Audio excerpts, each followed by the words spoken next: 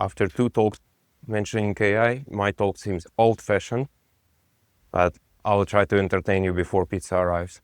I've been around in software industry for 15 years, and I've seen a huge progress in tools that we have today comparing to when I started my career. Today we have Grafana, Kubernetes, OpenTelemetry, all of them already outdated because AI is a new cool thing. But still, they really help us to build reliable systems. Another thing that also emerged over the course of my career is the language to talk about reliability. We define SLI, SLO, SLA, MTTR, MTBF, other intimidating abbreviations, who knows their meaning. We utilize error budgets, measure burn rates, and all those things that help us to be more precise about the problems and solutions. And that changed a lot since I started my career. What didn't change much, though, is how my clicker works. That didn't change much. But what didn't change much is how we engage with business stakeholders. Because 10 years ago, I would go to a PM and asking like, oh, hi, we had a bad outage last night. Our service keep failing again under sudden spikes of traffic. Let's discuss when we can redesign that service and put this work into roadmap. What would they say? What would they reply? Can we fix it later? Let's first deliver our business features. And that was difficult for me to have those conversations. And I'm pretty sure those similar conversations happen today for someone.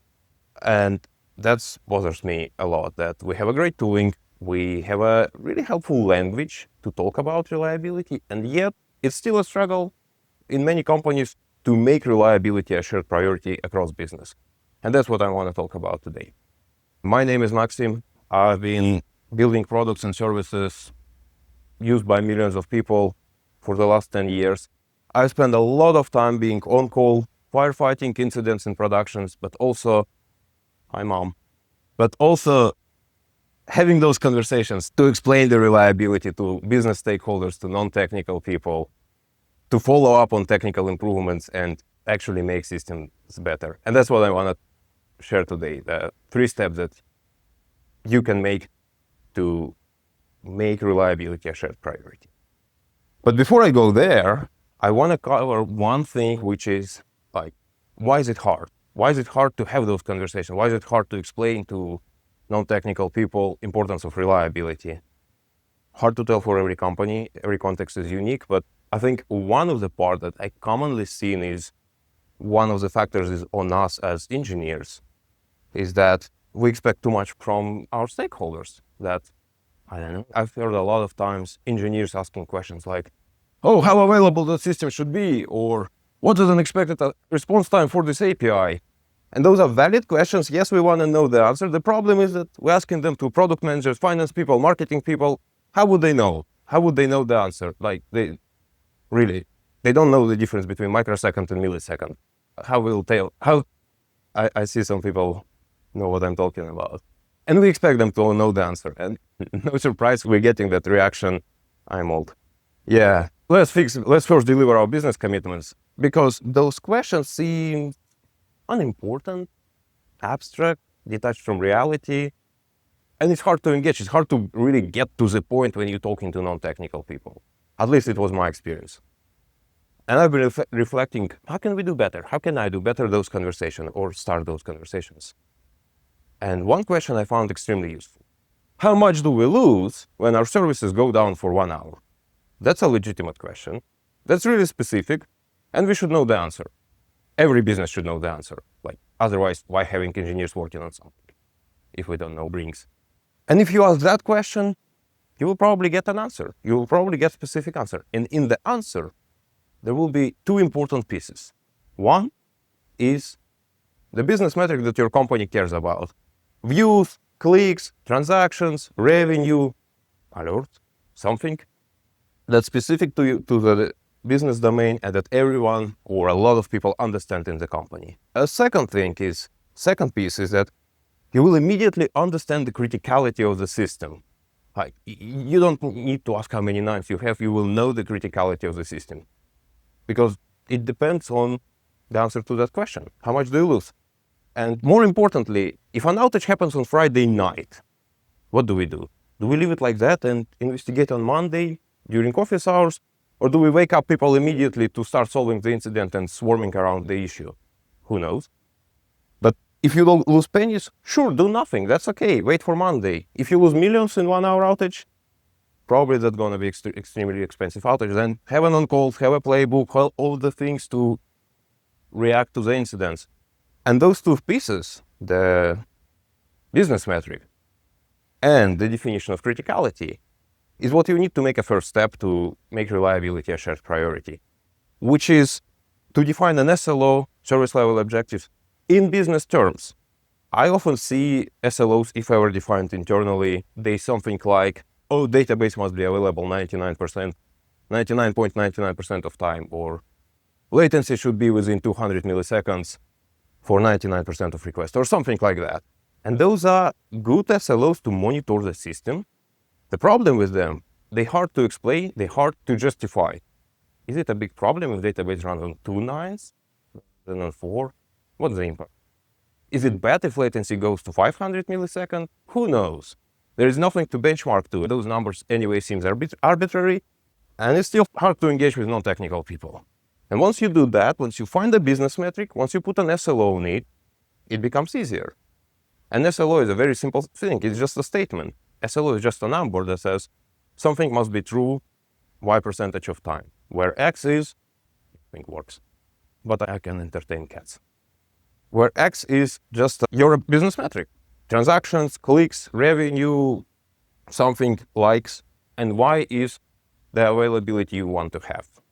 Number of nines effectively, how much you can afford, how much you're willing to invest into, and that builds a bridge between engineers.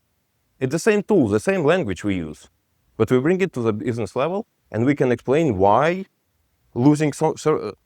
violating this SLO is bad. If we violate it, how much it costs and what's the impact. That becomes very easy to explain those things. But to do that, you need to have an SLO on business level. The second step is to define how you're going to calculate the cost of an outage. When something bad happens, how can you put a number on that? Define in advance how do you estimate the cost of an outage, because you don't want to be creative every single time when something bad happens. You have one approach that you're going to apply consistently, because it gives more trust into those numbers. And there are many ways, there are many scientific methods how to do that, but very simple, that costs absolutely nothing to implement when you start measuring a business metric, is compare period over week, for example, or day over day, depends on the business cadence.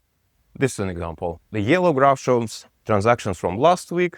The green graph shows transactions from this week. Do you see a problem? Yeah. Do you see an outage? I can see duration. I can see the impact relatively. Actually, with Grafana Magic, I can put exact number on how much did I lose using integrals in Grafana, but that's already scientific. But once you have a business metric, it's easy to show, yeah, that was the impact of an outage, that was the duration, that was the cost in that business metric.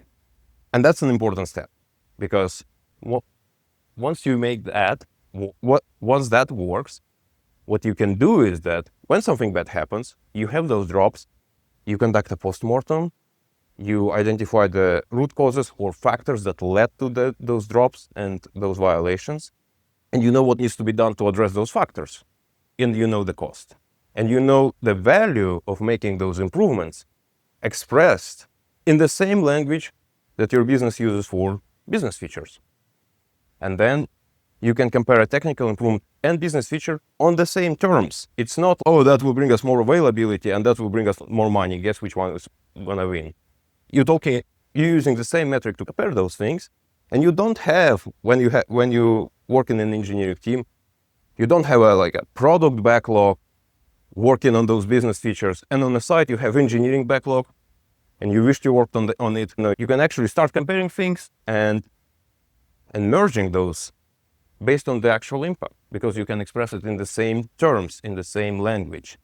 And that's already puts you in a good position to have the conversation about why certain things, even though they're deeply technical and hard to explain, needs to be done, because the numbers tell the story. And the third step is to report how your systems perform against the SLO. Because if you just build a dashboard, just write an approach for estimating cost of an outage, there will be excitement, but 3 days later, it will be lost among with 100 other dashboards that you have.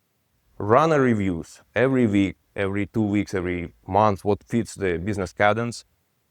Get your stakeholders in the room, run an operational review, cover your SLO, what was the actual number, how you performed against it, the cumulative impact of all the drops, all the violations, all the incidents, how much did we lose due to them on that period, and what needs to be done, what are the root causes and factors that needs to be addressed, so we want those drops won't repeat again.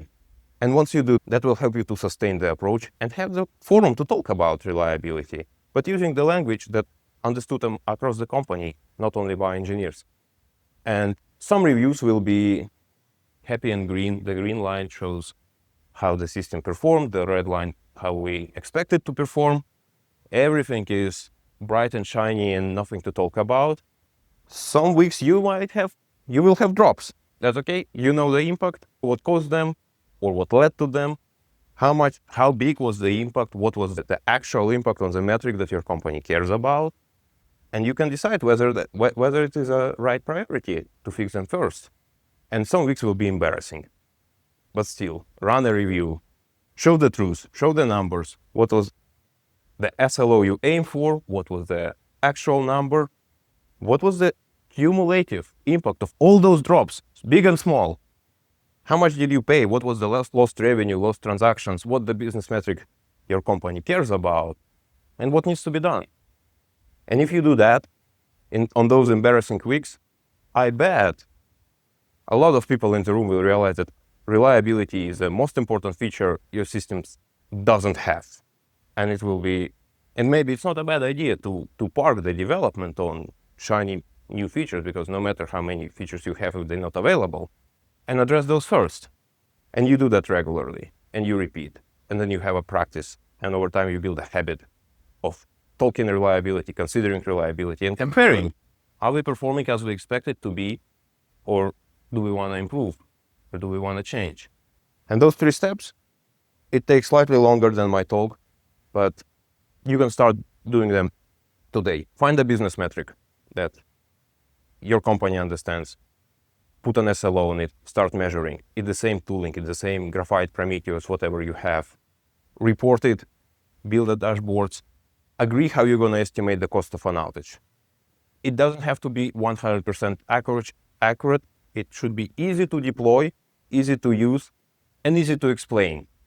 And week-over-week comparison will get you pretty far. Don't invent scientific methods around that, because it's easier to justify. And if you apply consistently the same approach time over time, it builds more trust into those numbers. You're not, this time we're going to estimate it like that, and previous time we estimated it like that.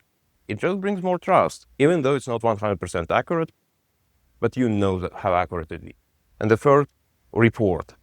Report how your systems perform, run operational review, even on embarrassing weeks, run them anyway, and show the numbers. Show the numbers. Cumulative impact of all the drops, all the violations, all incidents that you had over a week or 2-week period. How much did it cost to your business metric, and what needs to be done about that? And that's exactly the technical improvements you want to prioritize. And once you put the price tag on the technical improvement expressed in a business metric, it gets very easy to prioritize. And that's how you start building reliability and make it a shared priority across the business. Questions? Hi, who exactly in your company is accountable for setting SLO? I mean, not a first name, last name, but a position. It's engineer, tech lead, product owner, executive. The one who cares the most. But who in your business cares the most? It depends. What are you trying to ask? You started with blaming managers or some kind of that, like engineers. I'm a manager, by the way. I'm as well, not a question. I mean that engineers often ask questions for a manager, what should be a numbers like thresholds, whatever, but usually they don't really understand the business. So my question is, who actually, at what position level should this happen, and who is accountable for that? I would say if you manage a team, you can already do that. If you need more presence, you go into hire managers, not for support, but being in charge of the team is enough. But actually, like, I know a lot of instances where the whole thing is run completely by one engineer with no formal authority whatsoever. Okay, thank you. Everyone? You do these weekly reports. Are these only just sent out, or is this a meeting? And like, how many do you do? Is this, I don't know, 200 teams, or like, how do you make this scalable? Or do you have a report that already explains everything? You have a team, you have a product, you have your stakeholders, and that's the area that's you run.